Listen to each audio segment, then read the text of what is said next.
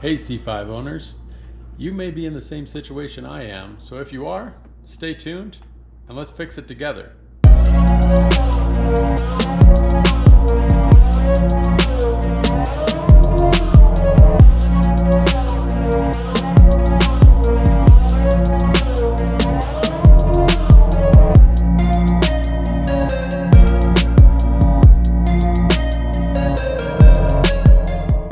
Pull key, wait 10 seconds. I haven't started the car, so that's why there's other lights. There's no check engine lights or anything going off. But this message, pull key, wait 10 seconds, comes on.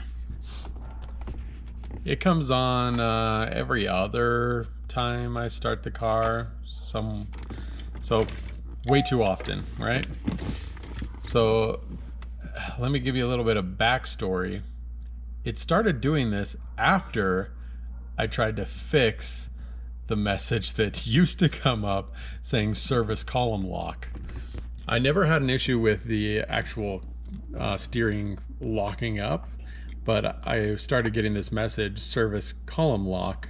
And so I did a little bit of research online and figured out that I better buy this little kit from Compliance called the LMC5.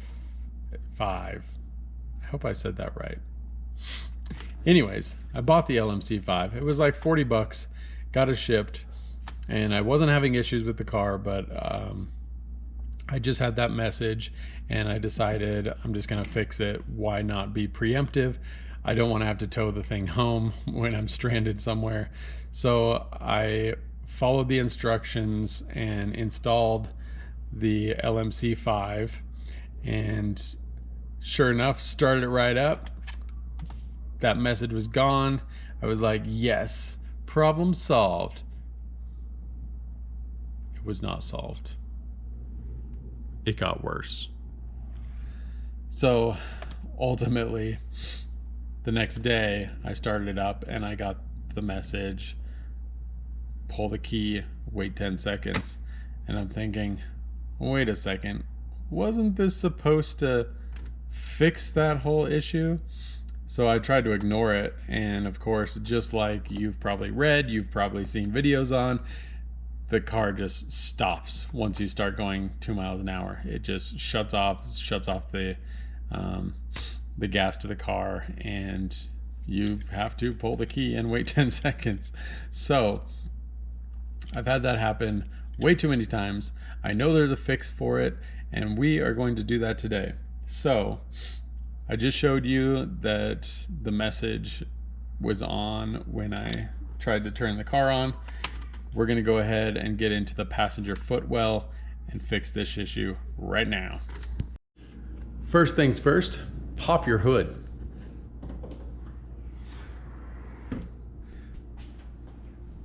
It looks pretty clean. Pretty clean. Step 2, 5/16 wrench. We're going to take off the negative battery terminal. That's the black one, for all of you that don't know what the negative battery terminal is. All right, negative battery terminal is off. See that? Off. Again, 5/16 ratchet or wrench, whatever. Step 3, go into the passenger footwell, take out the carpet.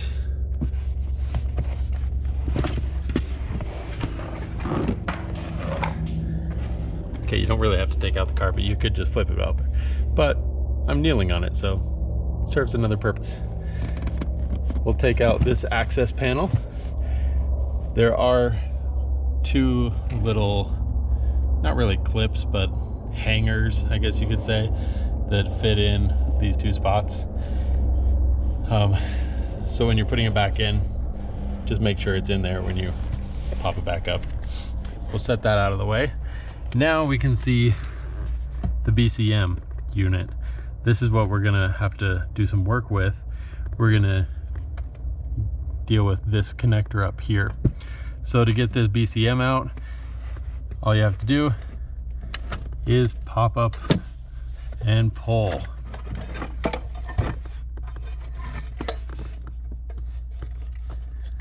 You can see I have the LMC5 right here for 1997 to 2004 Corvette LMC5 steering column lock module. Okay, so since we've got that wired up already, we're gonna have to do some modification. And to do that, we gotta take this clip out.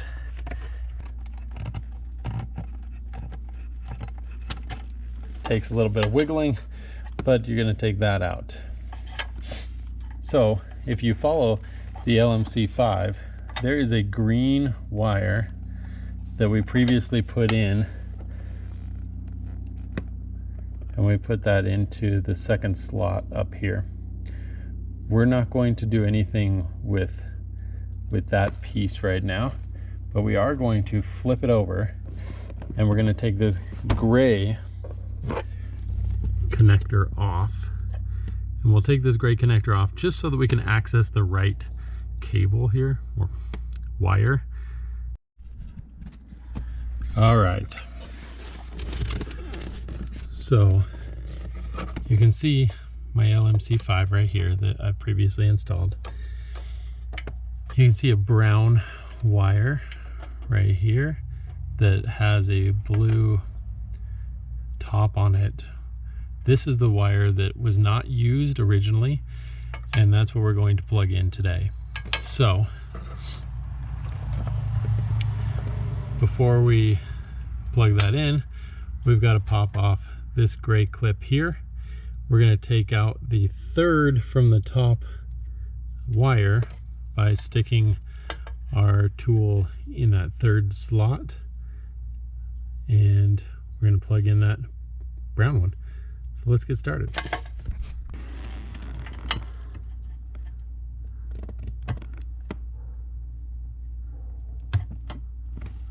Well, that just came flying off. All right, 1, 2, 3. We're gonna go into this third hole here. Punch this out. And of course, it just pulls right out. We want to make sure the orientation is the same when we go and put the new wire in. So hopefully you can see the fat part is at the bottom. It kind of curls over. And then on the other side, it's more just straight up and down. So we're going to put the fat part to the middle, and the top part is going to be skinny. So we'll get our brown wire, take the blue connection off, put the blue connection on the green wire that we just took out, put that wire aside, take our brown wire, orientate it properly so the fat side is going to the middle, and we're just going to slide that in until you hear it click. And you can kind of tug a little bit. Don't tug too forcefully. You don't want that clip to come off, but that is what will hold it in place. So now we have our LMC5 connected all the way. We've capped off our green wire, and we're going to put our gray clip back on here, like so. We're going to flip it around so the blue side's on the top. Then we can plug this back into our BCM module. That's all plugged in. So we'll slide that back, the BCM back up into its place.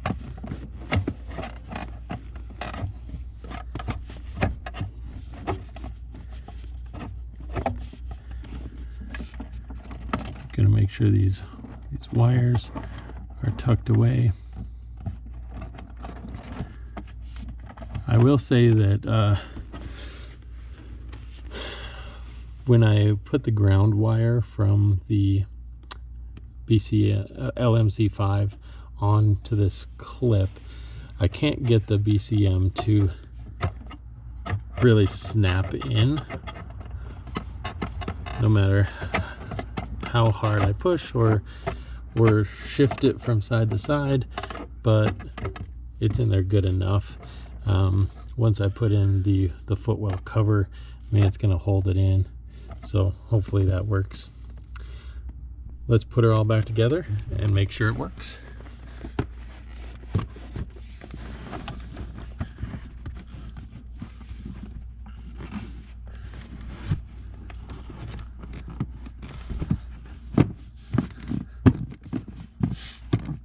That's in there nicely.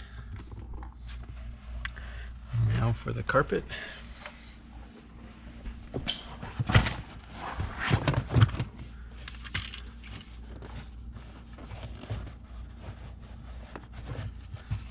Carpet is in.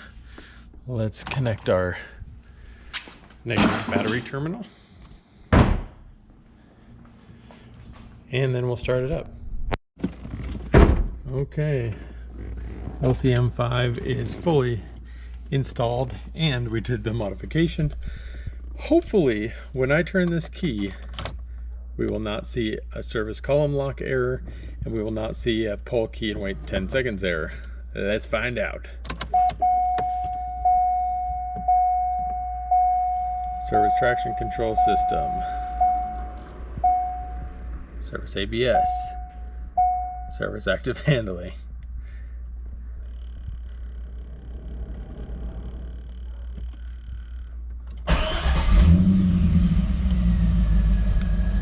Service traction control system, service ABS.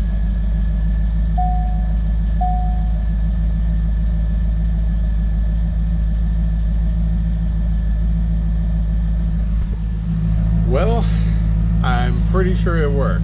We're gonna try it a couple more times though, just to make sure. But as you can see, I have a couple more error messages that we need to fix. I think we fixed it. Yes. Fixed it. Should we go for a drive? Kind of feeling up for a drive now. I mean, we fixed it, so we can drive it.